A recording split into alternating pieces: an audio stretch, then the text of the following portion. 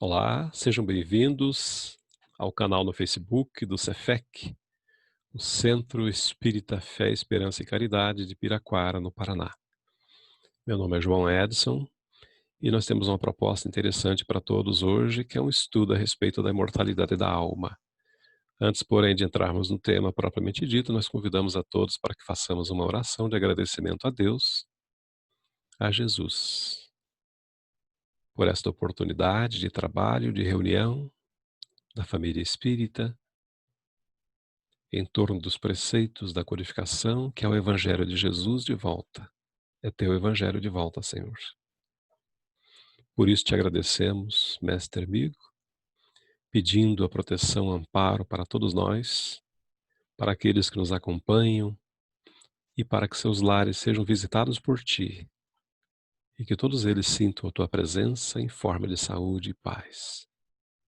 Abraça, Jesus, todos nós, amigo querido, e permanece conosco hoje e sempre. Meus amigos, a mensagem da imortalidade é um tema muito interessante. Para nós espíritas pode parecer um tema repetitivo até, não enfadonho, porque ele é sempre novo, é muito interessante ouvir falar a respeito, mas repetitivo talvez, porque já ouvimos certamente falar isso. É um dos princípios, um dos fundamentos da doutrina espírita. Mesmo assim, nós falaremos da temática, evidentemente, nós temos uma razão para isso.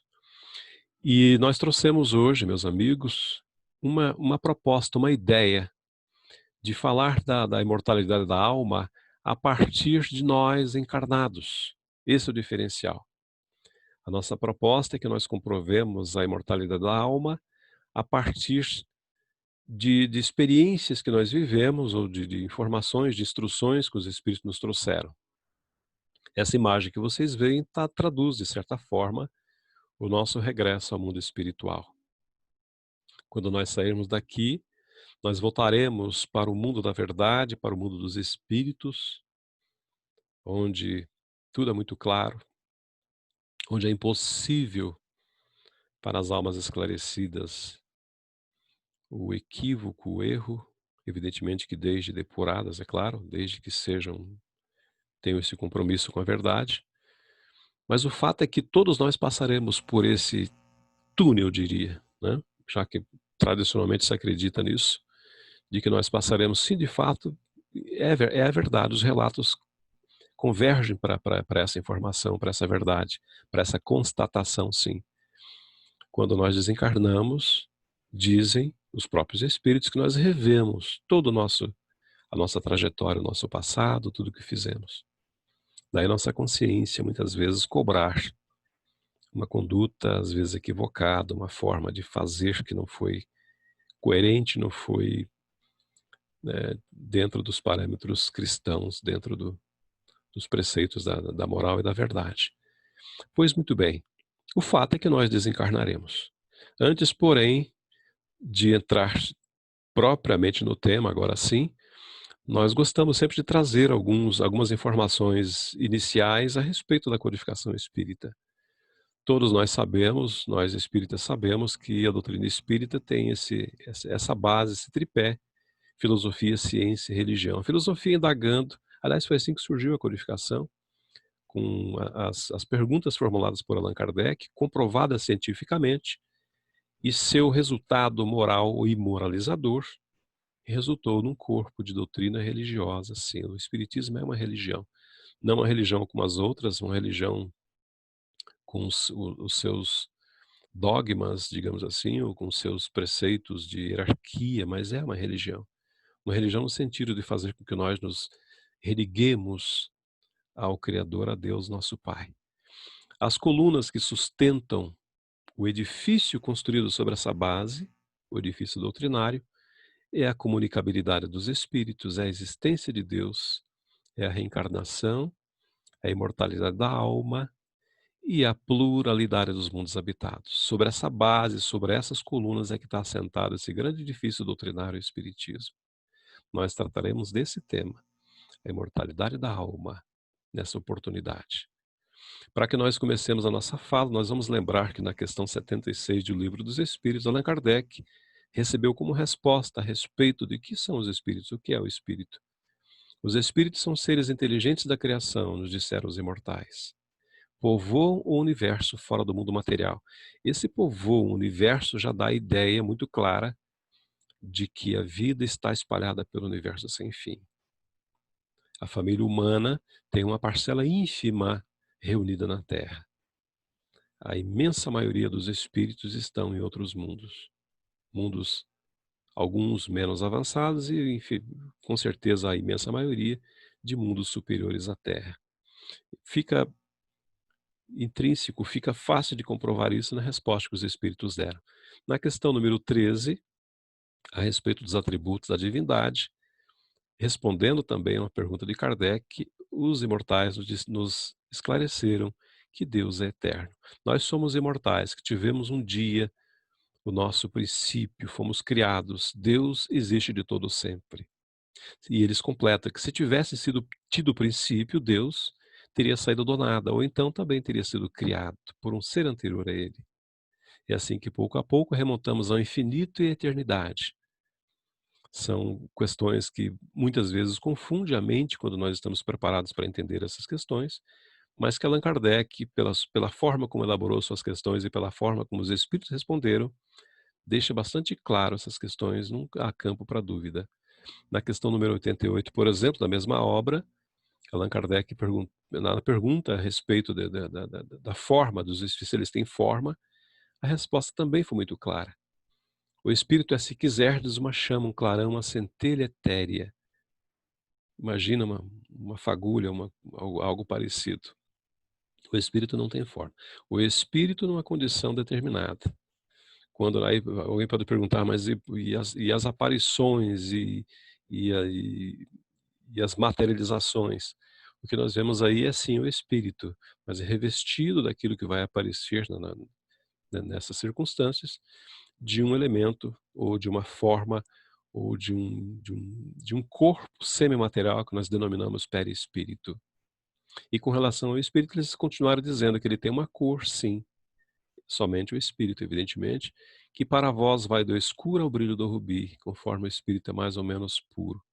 Evidentemente que à medida que vai se depurando, essa cor vai mudando também. Na questão 134, as letras A e B, também a pergunta formulada por Kardec sobre a alma, eles disseram que a alma é um espírito temporariamente encarnado, ou seja, nós temos agora alma. Nós somos uma alma encarnada. Se quando estivermos livres desse corpo, na espiritualidade, seremos espírito. É uma questão de terminologia e de definição, mas para didaticamente ficar um pouco mais clara. Antes de se unir ao corpo, eles continuam respondendo, a alma é um dos seres inteligentes espírito que povoa o mundo invisível, os quais temporariamente revestem o invólucro carnal para se purificarem e esclarecer. Aqui nessa resposta também está destacado um dos objetivos da encarnação, o nosso aperfeiçoamento, o nosso esclarecimento e a temporalidade, ou seja, o pequeno intervalo de tempo que nós permanecemos aqui comparado com a eternidade. Por mais longa que seja a vida aqui na Terra, ela não significa muita coisa diante da eternidade, sem fim. Para que nós também nos socorrêssemos de informações ainda mais consistentes a respeito dessa temática, e para comprovar a existência da alma a partir de nós encarnados, nós nos servimos da Alma Imortal, essa obra de Gabriel Delany, uma obra belíssima. Esse capítulo primeiro, ele traz informações que são realmente de uma validade muito interessantes, onde ele começa dizendo assim, o Espiritismo é uma ciência. E aqui, evidentemente que nós trouxemos somente um aspecto principal e trouxemos também uma vivência para poder deixar bem claro essa informação de Delany nessa obra. Nós nos lembramos, quando vimos isso, me permito até que eu deixe essa tela por um momento, nós nos lembramos, quando ouvimos essa informação de Delany, de um fato que nos ocorreu, já faz muito tempo, lá pelos idos de 1990, por aí, 92, quando estivemos numa viagem a serviço público no interior do estado, uma viagem, uma operação militar, na verdade, no oeste do Paraná, a região de Marechal Cândido Rondon. E nós ficávamos 20 dias fora. Eu tinha filha pequena, eu já estava com 30 anos, ela era muito novinha ainda, 3, 4 anos de idade. E me lembro que quando eu voltei, depois de uma operação, foram várias operações de 20 dias, era um período bastante longo, acho que foi a primeira operação. Quando eu cheguei em casa, a minha esposa me fez um relato interessante a respeito, que comprova essa imortalidade da alma. Ela me disse que, dada a noite, uma determinada noite, eu estando no interior do estado, a 500, como está ali no texto, aqui mais de 500 quilômetros, bem mais, ali está 500, mas quase 600 quilômetros de distância daqui de Curitiba, ou da região aqui de Curitiba. Ela acordou de madrugada, certa feita, e ia se levantando para me cumprimentar, porque, segundo ela, eu teria voltado da viagem, eu tinha a chave, e estava ao pé da cama. Do jeitinho que eu fui, com o uniforme, tudo direitinho, com a mochila postada no chão. E quando ela foi me cumprimentar e dizer, você já veio, você já voltou, eu simplesmente desapareci. O que acontece nesse momento, meus amigos, é um fenômeno bastante, eu diria, fácil de ser entendido. Porque durante o sono, há um desdobramento da nossa alma, o espírito não está preso ao corpo, como muita gente imagina. Nesse desdobramento nós vamos a lugares próximos ou distantes, até para outros mundos, dependendo, e nos apresentamos. É um fenômeno, eu diria, de bicorporeidade, porque são 2 corpos, lá e aqui. É um fenômeno tranquilo de ser compreendido, realmente não tem muita dificuldade. Eu achei interessante ela me fazer esse relato. O relato foi muito claro, muito lúcido, não houve aí nenhum tipo de, digamos, de confusão mental para que ela fizesse o relato que fez. Isso comprova, de certa forma, ou num primeiro momento, tem outras experiências que quero compartilhar com todos, essa imortalidade da alma. Porque estando encarnado, nós podemos sim nos manifestar à distância. O outro aspecto interessante trazido por Delane nessa obra, a fotografia dos duplos. Esse é uma experiência bastante interessante também. Esses, junto com outros grandes nomes da codificação que vieram logo após Kardec, fizeram vários experimentos, reuniram em obras de um valor assim, inestimável. Nessa fotografia dos duplos, Delane traz, reuniu nessa obra, efeitos produzidos por espíritos de vivos, que é a nossa proposta de hoje. Evocação de espíritos de pessoas vivas também, espíritos de vivos manifestando-se pela mediunidade dita da incorporação, e como pode o fenômeno produzir-se. Tudo isso nessa segunda parte, na parte final do livro. A primeira parte trata de outras questões. Nessa fotografia de duplos, especificamente, nós trouxemos essa experiência. O Sr. Humbert, espiritualista muito conhecido, fotografou um jovem médium, o Sr. Harold, a dormir numa cadeira em estado de transe. Ele fez a foto do médium dormindo numa cadeira e fez a fotografia. No retrato, via-se, por detrás do médium, a sua própria imagem, ou seja, um duplo dele, uma imagem astral, que é do seu perispírito em pé, quase de perfil, e com a cabeça um pouco inclinada para o paciente, demonstrando também aí cientificamente, aliás, o aspecto científico que mostramos agora há pouco está aqui, são muitos, infinitos, mas aqui está um deles, para que nós não duvidemos de forma alguma dos fundamentos da doutrina, que o fato desse homem, esse médio desprendido, o corpo deitado ou sentado numa cadeira, e o seu perispírito, o seu desprendido do corpo poder ser fotografado, isso aconteceu mais de uma vez, para provar, repito, ainda estando encarnados, que nós somos espíritos e, portanto, se somos espíritos, somos seres imortais. E por falar em seres imortais, a vida imortal, nessa obra Depois da Morte de Leon Denis, também traz experiências e relatos muito interessantes. Aqui mais relatos de Denis, porque nós preferimos trazer aqui de uma forma, a forma como Denis coloca é profunda, quase poética. E ele diz nesse item, nesse tópico, nesse capítulo da vida imortal, exatamente assim: a matéria do cérebro pode renovar-se, mas o pensamento é sempre idêntico a si mesmo. e com ele subsiste a memória, a recordação de um passado de que não participou o corpo atual. Na próxima lâmina fica claro o que Denis está pretendendo nos ensinar aqui. A inteligência não pode provir da matéria. As diferentes partes do corpo humano renovam-se em um lapso de tempo que não vai além de alguns meses. Na próxima, a gente pode completar. Em nós, ao contrário, todas as faculdades, todas as potências intelectuais e morais grupam-se em uma unidade central que as abraça, liga e esclarece. E esta unidade é a consciência, a personalidade, o eu, ou por outra, a alma. O que Denis está dizendo aqui, meus amigos, é que se o nosso corpo se renova dentro de alguns meses, trocam-se todas as células, tudo é substituído, por que que persiste a memória, as recordações, a lembrança, o conhecimento? Porque essas informações não são gravadas no corpo físico material. Essa é a razão. Essa é mais uma comprovação da existência da alma. Aliás, o nosso perispírito é o agente responsável pelo arquivo da memória, onde ficam armazenadas todas as nossas experiências.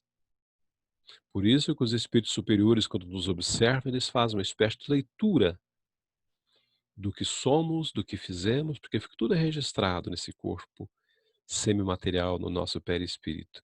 E ele completa dizendo assim: a lucidez magnética, a visão à distância, são ocorrências que se dão com o espírito. Repito, a lucidez magnética, a visão à distância, sem o socorro dos olhos, a previsão de fatos. Eu devia ter destacado essa previsão de fatos, que eu vou fazer um comentário daqui a pouco. A penetração do pensamento são outras tantas provas evidentes da existência da alma. O texto ali fica fácil de vocês acompanharem, mas eu quero destacar, até que deixei embaixo, a tampa de vidro da mesa do fogão. Esse a tampa de vidro da mesa do fogão é um fato que nos aconteceu, que está dentro daquela previsão de fatos ali no texto de Denis. Me permito de novo aqui me mostrar por inteiro para fazer esse relato. A tampa de vidro da mesa do fogão. Como diz Roberto Almeida, que encrenca é essa? Certa manhã, nós despertamos cedo, bem cedinho, a gente acorda muito cedo, e a gente faz um leve desjejum. Tomamos um café rápido ou coisa parecida. Nesse dia, nós fomos ao fogão, me servi de um litro de leite, um pacote de leite, estava aberto. Colocamos numa leiteira.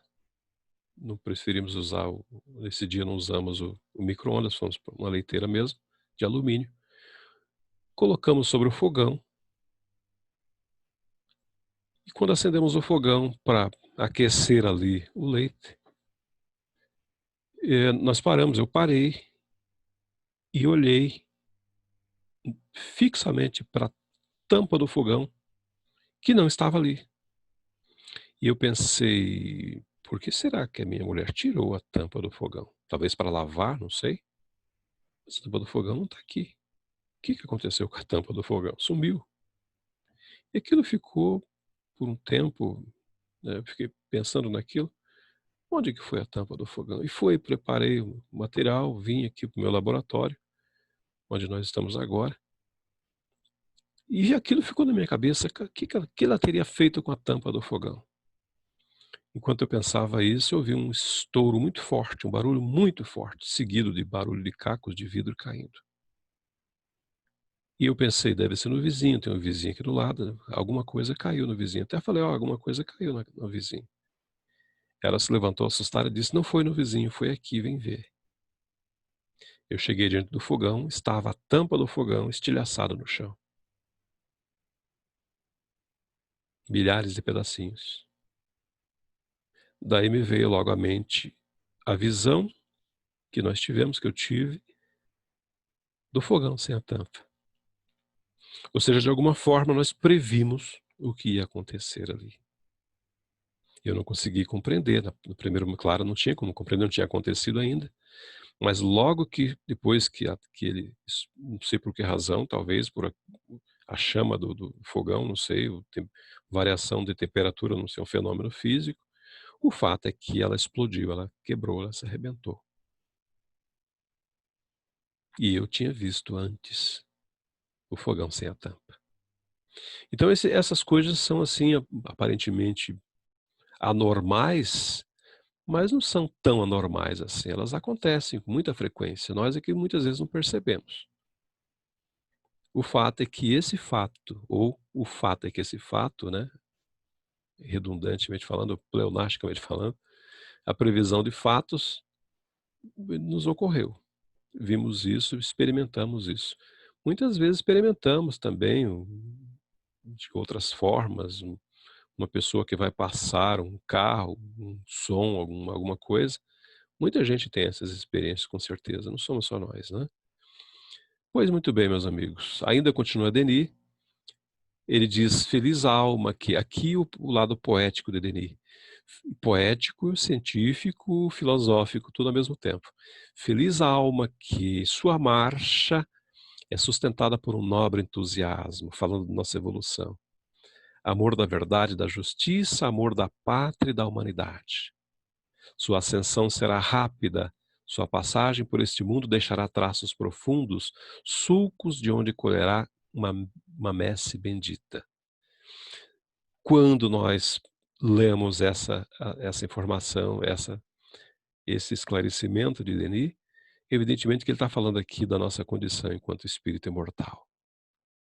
Por isso, feliz alma que sua marcha é sustentada por esse entusiasmo de conquista de valores, de virtudes que serão levadas adiante, mesmo depois da morte do corpo perecível. E ele prossegue dizendo: a persistência que temos em perseguir, apesar das decepções, um ideal que não é deste mundo, uma felicidade que nos foge sempre, é uma indicação firme de que há mais alguma coisa além da vida presente.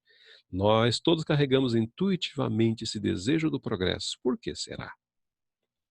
Por que desejamos progredir, estudar sempre, estar por aí, fazer o bem? Por que isso? Com que objetivo?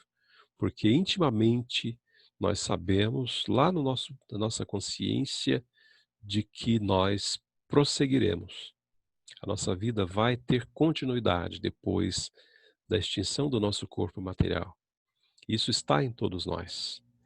Nessa obra Iluminação Interior, de Valdo Pereira Franco, pelo espírito de Joana de Ângeles, nesse capítulo Glória da Imortalidade, traz informações também muito importantes a respeito da temática.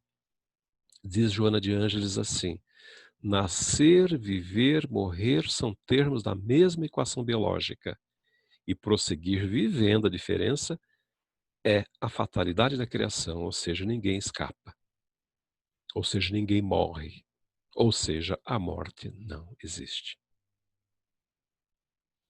A morte não existe.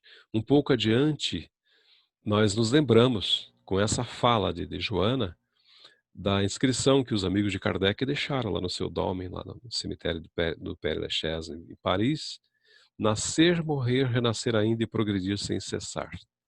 Tal é a lei. Conheço muitas pessoas que tiveram a alegria de visitar esse local, que está sempre coberto de flores, em homenagem mais que merecida ao grande educador leonês. Voltando a Joana, ela diz um pouco adiante como seriam insuportáveis as dores e os processos degenerativos que tomam conta da matéria, não fossem interrompidos pela morte libertadora. Aqui, meus amigos, é um pedido para que nós meditemos acerca do seguinte ponto: e se nós não morrêssemos? Nós sabemos que vamos envelhecendo dia a dia, um fenômeno absolutamente natural. E quando chegássemos aos 100, 110, 120, 130, como que seria? Como que nós conseguiríamos nos manter sem que o corpo desse as respostas necessárias para que isso acontecesse? Seria antes um drama, um castigo, pois seriam insuportáveis as dores e os processos degenerativos, ou seja, é natural que num dado momento as forças nos faltem e que nós devolvamos à terra o que pertence à terra. E que nós nos libertemos desse jugo e retomemos a nossa condição de almas livres e seres imortais. E um pouco adiante, nós trouxemos até uma indicação ali para que quem se interessar veja mais um exemplo do que aconteceria se nós não morrêssemos, ou melhor, se nós não desencarnássemos, que nós não morremos. Diz Joana de Ângeles: quanto desesperadores se apresentariam as aflições morais e os desencantos emocionais, caso não houvesse o abrandamento da angústia mediante o processo da desencarnação.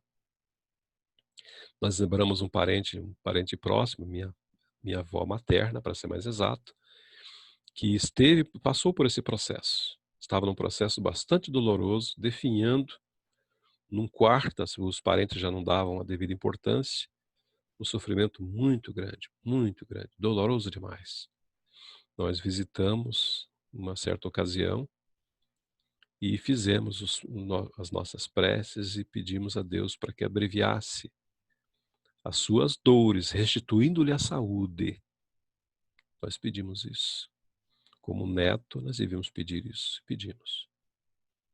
A espiritualidade preferiu, evidentemente com a permissão divina, levar a minha avózinha. Ou seja, nós pedimos uma coisa, pedimos o bem, né, pensando no nosso bem, no nosso egoísmo, e a sabedoria divina devolveu as asas da minha avó, né, metaforicamente falando. Ela alçou o voo para a imortalidade. E nós trouxemos essa imagem, que é um cartaz, como eu chamava antigamente de cartaz, né, desse filme estrelado por Robin Williams, O Homem Bicentenário, onde acontece exatamente isso. O robozinho.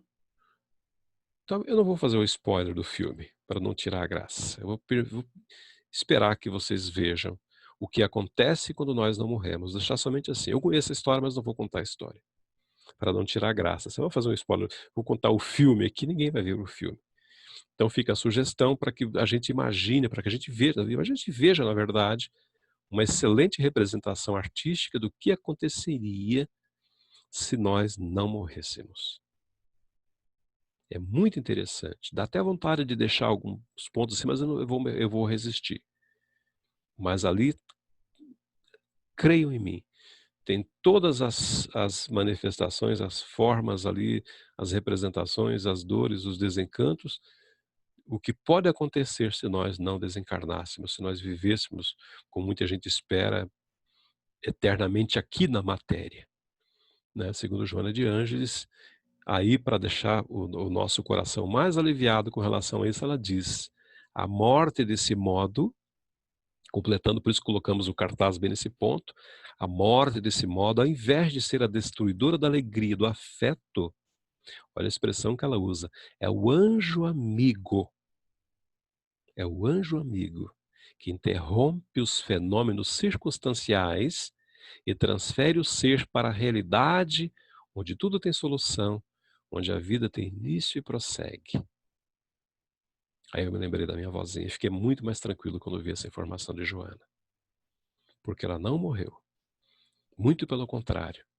Ela se encontra liberta, livre do peso, do jugo que aquele corpo já incapaz de mantê-la em condições saudáveis, né, fazia com que ela era traduzida em puro sofrimento.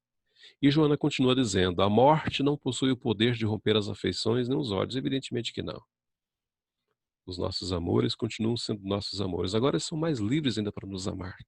Desse modo, sugestão de Joana, não guardes mágoas, ou seja, uma preparação para retornar para o mundo espiritual. Não guardes mágoas, não te tornes inimigo de ninguém, mesmo que haja quem se te faça adversário. Quando nós fizermos a viagem de volta ao plano espiritual, tudo isso terá um peso na nossa economia. E o que nós podemos levar de volta são as boas obras, é a alegria de ter passado aqui pela vida, ter aprendido bastante, ter feito amizades, ter construído relações de simpatia, de amorosidade. Isso tudo vai contar e vai ficar impregnado em nosso psiquismo, nunca vai nos abandonar. Por isso a lição de Joana, a sugestão de Joana. Vibra, portanto, no amor, olha que interessante. E o amor vibrará contigo em harmonia cósmica, na glória da imortalidade poética, Joana. né? Aliás, ela é uma poeta, né? Vibra, portanto, eu repito, de tão belo. No amor e o amor vibrará contigo em harmonia cósmica, na glória da imortalidade. Meus amigos, nós temos um momento espírita que nós sugerimos para todos vocês, a imortalidade, que fala de um meninozinho, um jovenzinho, que tinha um problema de saúde grave junto com a mãe. Os dois tinham contraído AIDS, ele contraiu da mãe, na verdade, e a mãe acabou, né, vendo o sofrimento do filho, que passava por aquela dor toda. O fato é que esse menino, ele não se abatia, ele não se considerava infeliz em razão da sua doença. Ele dizia, aliás, para a mãe que quando ele morresse, que as pessoas que cuidariam dele, a própria mãe, no caso, o vestisse de vermelho. Se a mãe morresse antes, ou quem quer que morresse antes, ele fosse vestido de vermelho. E por quê? E todo mundo fica, mas por que vestido de vermelho? É porque a mãe dizia que ele era tão peralta mesmo com a enfermidade, com a doença, que ele ficava correndo para lá e para cá, que ele vestia de vermelho para ser encontrado no meio das crianças ali, aí enquanto encarnado. E na sua inteligência, digamos assim, já antecipada ou, né, desenvolvida, ele pedia para que fosse vestido de vermelho para quando estivesse na espiritualidade a mãe o encontrasse de novo, mais facilmente. Ou seja, uma criança já com a ideia. Aliás, é interessante que as crianças tenham essa ideia desde cedo da naturalidade que é a transformação provocada pela morte. Ou seja, quando eu morrer, ou quando eu desencarnar no caso, me visto de vermelho, porque minha mãe estará lá e ela vai poder me achar mais facilmente no meio das outras crianças. Ou seja, essa preparação para a morte, para a imortalidade, na verdade, não para a morte, mas para a vida depois da matéria. O texto completo a gente encontra no site da Federação Espírita do Paraná, momento.com.br. Nesse capítulo, a exuberante vida de Voz do Infinito, para caminhar já quase para o nosso final, o Espírito Camilo, pela mediunidade de Raul Teixeira, diz que a consumpção do veículo corporal representa importante normativa da existência.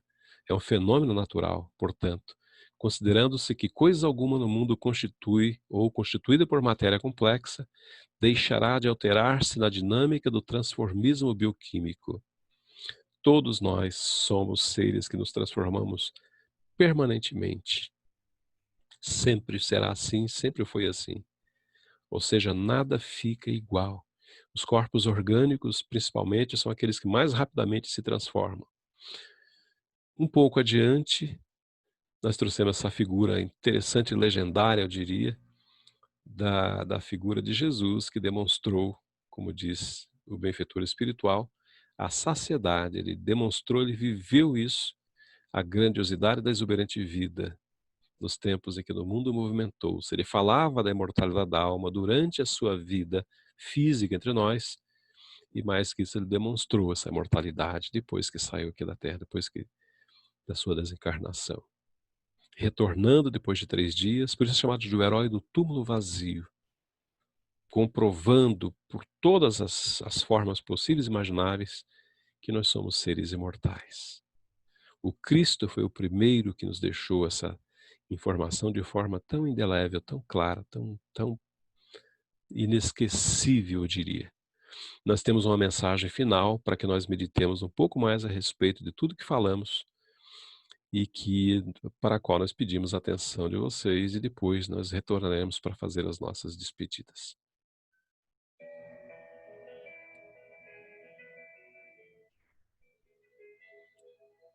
Aulas da Vida.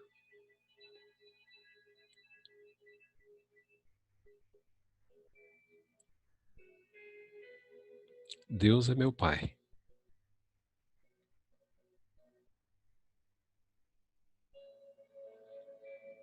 O universo é meu caminho.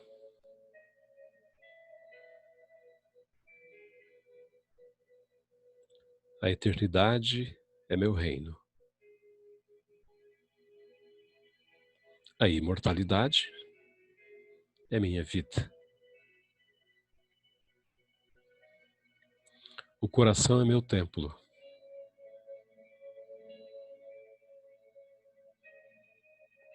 O próximo é meu irmão.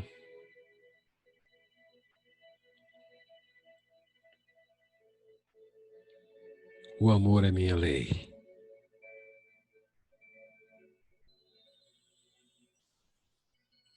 A verdade é meu culto.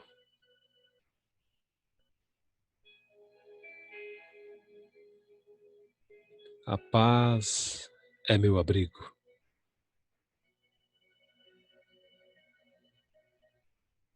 A luz é minha realização.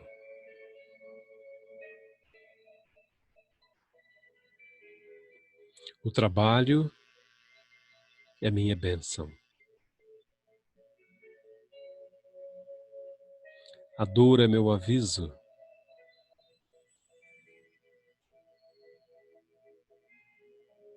A alegria é meu cântico.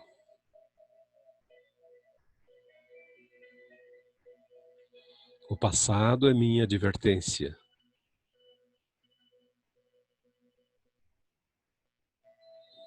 O presente é minha realidade. O futuro é minha promessa.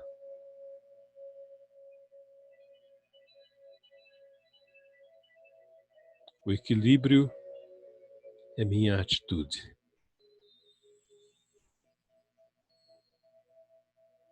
A ordem é minha senha.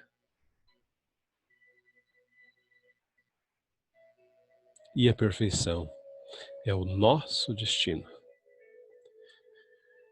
Com essa mensagem, meus amigos, nós encerramos essa fala, essa palavra, essa palestra, como queiro, agradecendo imensamente, mais uma vez, ao convite que nos foi feito pelo Cefec, pedindo a Deus para que nos abençoe, a Jesus para que nos envolva em sua paz e seu amor, uma prece de gratidão.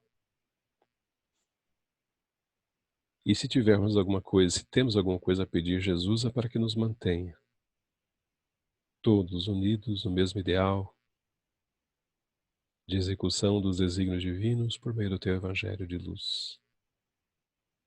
Abraça, Jesus, todos nós que estamos na Terra nesse período de transformações profundas, para que nós sejamos merecedores das bênçãos de vermos o mundo transformado, modificado, melhorado, preparado para aqueles que vão nos substituir em breve, cumprindo os teus desígnios, a tua lei de progresso, a tua lei de amor. Obrigado, Jesus. Mais uma vez e sempre, muito obrigado. Permanece conosco, amigo querido, hoje e sempre, que assim seja. Muito obrigado, meus amigos, pela audiência, pela presença. Que Jesus nos abençoe.